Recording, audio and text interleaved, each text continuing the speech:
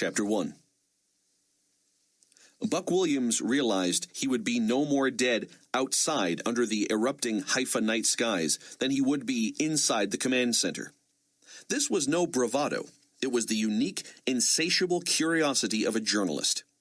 He would be the lone casualty at this post who would see and know what killed him. On rubbery legs, he made his way to a door. No one seemed to notice or care to caution him. It was as if they had all been sentenced to death. He forced open the door against a furnace blast and shielded his eyes from the whiteness of the blaze. The sky was afire. Jets screamed over the din of the inferno, and exploding missiles sent more showers of flame into the air. He stood in stark terror, amazed as the great machines of war plummeted all over the city, crashing and bouncing and rolling and burning. But these all seemed to fall between buildings and in deserted streets and fields.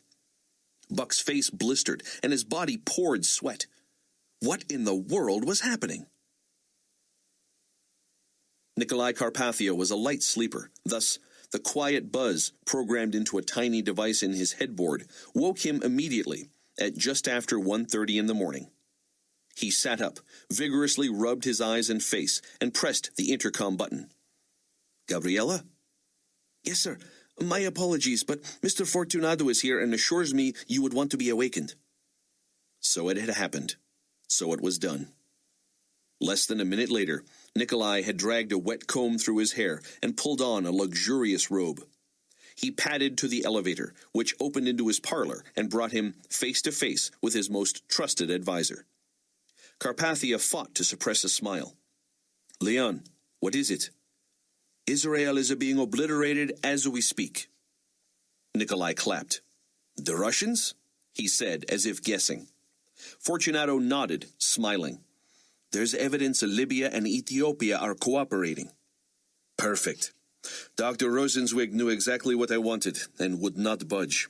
Wonder what he is thinking now, or whether he will ever think again.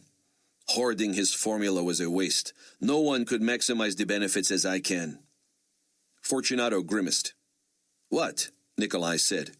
He pointed to a divan. "Sit down, my friend." Leon settled heavily onto the couch. "Don't assume the Kremlin will bring you in on this, Nikolai. My sources tell me this offensive is as costly a single assault as they have ever attempted. The cadre I introduced you to will likely want to license you only a portion of the rights to market in certain areas." Nikolai sat across from Leon on a large ottoman.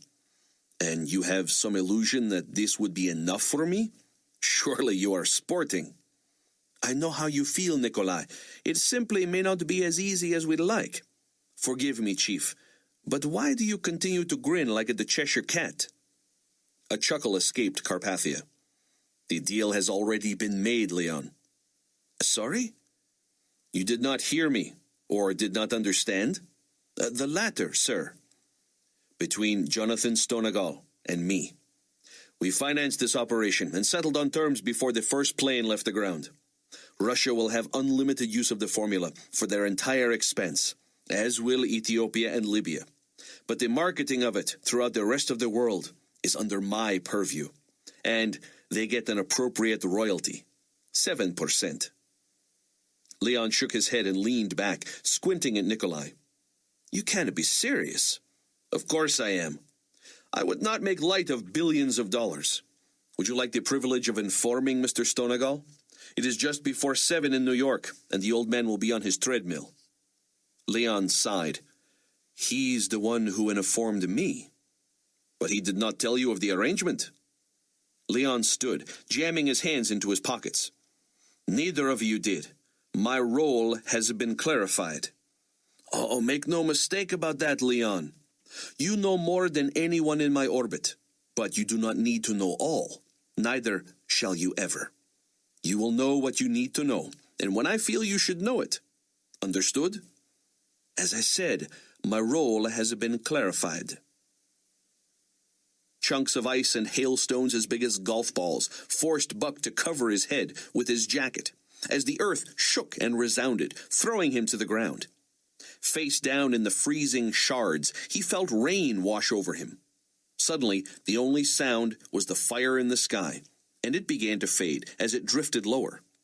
After 10 minutes of thunderous roaring, the fire dissipated, and scattered balls of flame flickered on the ground.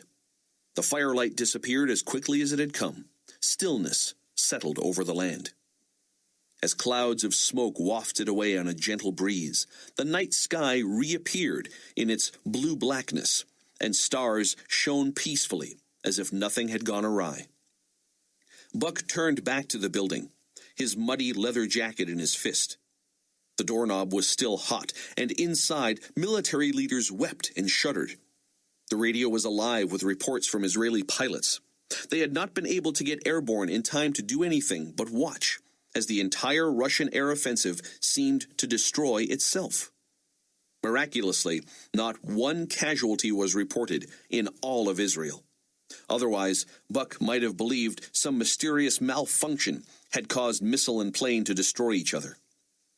But as he interviewed the shaken men and women who had monitored the thing on computer screens, they told another story. A young female Israeli soldier, in heavily accented but precise English, told him, "It was a firestorm, along with rain and hail and an earthquake. That is what saved us from destruction."